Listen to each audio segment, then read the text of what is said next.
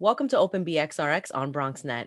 I'm your host, Sonyi Lopez, inviting you to get social with us at BronxNet TV on Instagram and Twitter, and BronxNet Community Television on Facebook. March is Women's History Month, a time to highlight the contributions of women in our society. The Hostos Center for Bronx Nonprofits is holding its third annual Women's Resilience Conference to share the experiences of women embracing their place as leaders in their communities. Joining us now to share more is Eileen Newman, Executive Director at Hostos Center for Bronx Nonprofits, and also the host of Mission BX here at BronxNet. Welcome, Eileen. Thank you so much for joining us today. Thank you. This is so much fun to be the one answering the questions. You're on the opposite end today. Thank you so Exactly. much. So first, Eileen, can you please share more about Hostos Center for Bronx Nonprofits and the ongoing work at the center, especially during this pandemic? So the center started actually almost in May, it'll be 9 years ago.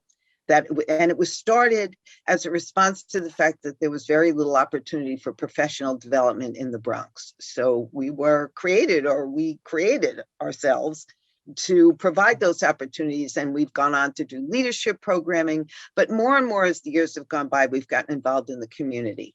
So when the pandemic hit, first of all, it was 2 weeks before our Women's Resilience Conference. So it was so painful on so many levels. And so, we decided at that point, we weren't ready to do anything remotely. We didn't even know what Zoom was. So what we did start to do is look at what people really needed. And we did surveys to find out what people were most concerned about. Of course, at the beginning, a lot of it was about budgets and are we going out of business and small nonprofits. But as the year progressed, and I can't believe I'm saying a year, but as the year progressed, we found that one of the big issues that people were facing were issues around mental health.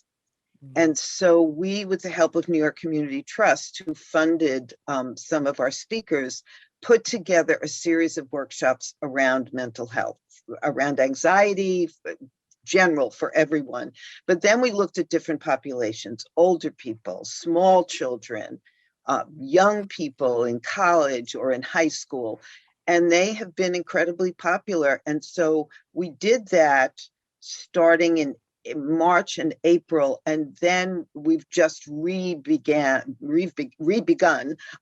our next series. And this time we're also looking at returning to work and what are the issues around that. So thank you, Eileen, for sharing. And as we know, the 2021 Women's Resilience Conference is coming up, and you've shifted a few things over to the Zoom and virtual reality. Can you tell us more about the upcoming event? So we're not sure about whether we could do this virtually or not, because a lot of it is about networking. But then we decided we were going to, and we went back to the people who were going to be our speakers for the most part, and asked them if they would be willing to do it virtually. And people said yes. We changed some of it. It's usually an all-day event. This is 9 to 12. We also, another thing that we did was we brought in somebody to help us with all the nuts and bolts pieces, like getting everybody in rooms, and so that we could incorporate networking, because this is a huge networking event. We had, the first year we did it, we had 200 people, and we had food, and people were there all day. And so we needed to give it that sense that people were connecting. Right, absolutely. And I'm glad that it's still taking place virtually. Me too. Eileen, I think that we can all agree that this past year, women's resilience has reached new heights. As you mentioned, mental health has been a very important subject and topic to explore, whether that be coming from entrepreneurs, educators, leaders in all realms. How would you define resilience in this day and age? You know, it's amazing, because when I think about people I talk to about how they're doing what they're doing, the stories are just phenomenal and heartbreaking in some cases. People who have lost so many people, and they're still, I mean, I know people who have children they're teaching, they have full-time jobs. And I also teach in a master's program. They're getting their master's degree. So the craziness of the schedule and the amount of stress is extraordinary. And one of the things that somebody said to me a long time ago, when it was a woman who also was going to school at night, working full time, not during the pandemic, but had kids. And she would go home from her classes at 10 o'clock at night and she would cook so that her kids had food, so that they always had food for, and she'd cook on the weekends for the week. And I said to her, how do you do this? And she said, this is what I have to do for now. Mm. And I never forgot that.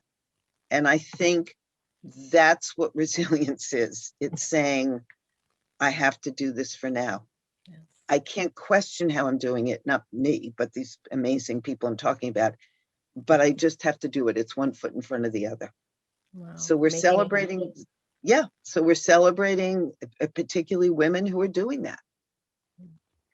As the executive director of CBNP and host of Mission BX, Eileen, an incredible show highlighting nonprofits in our borough here at BronxNet, you often speak with women leaders. What have they shared to be their biggest challenges, especially through the pandemic?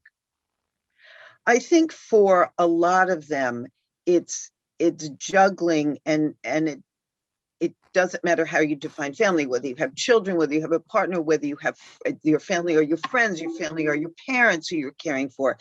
It's the endless juggling.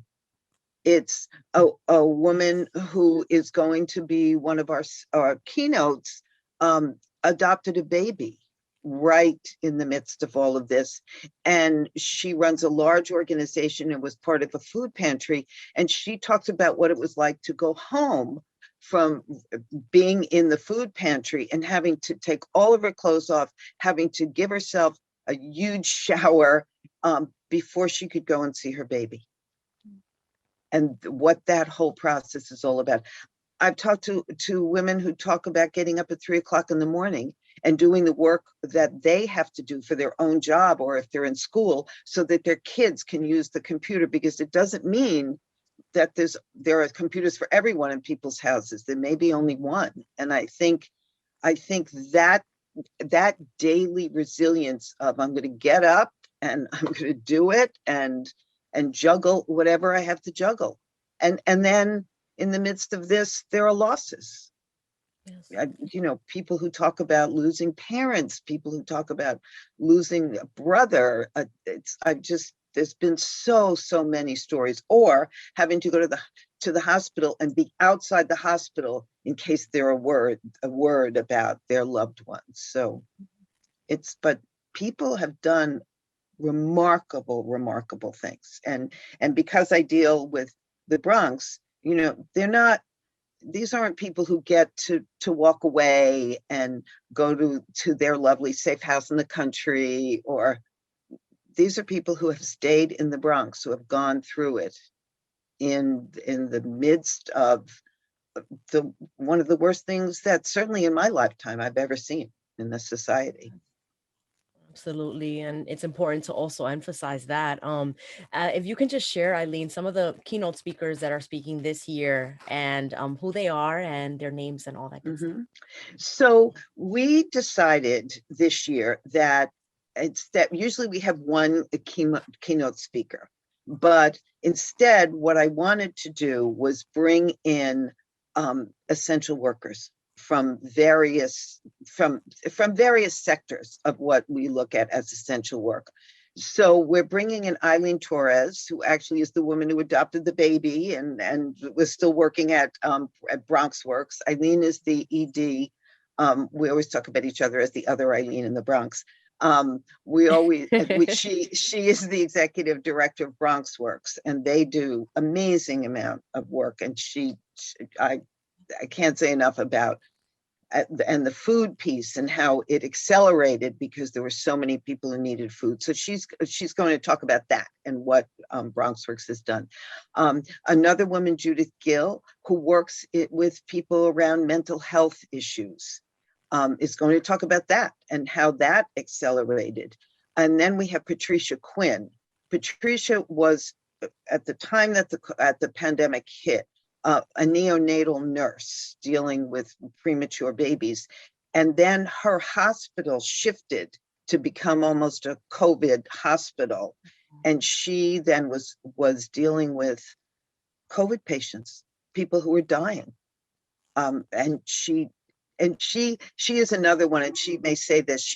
When they first asked her to do it, she's one of a number of children, maybe 5 or so. And she went to her mother and said, how am I going to do this? And her mother said, you're a leader. And that's what Wow. leaders do. Yeah.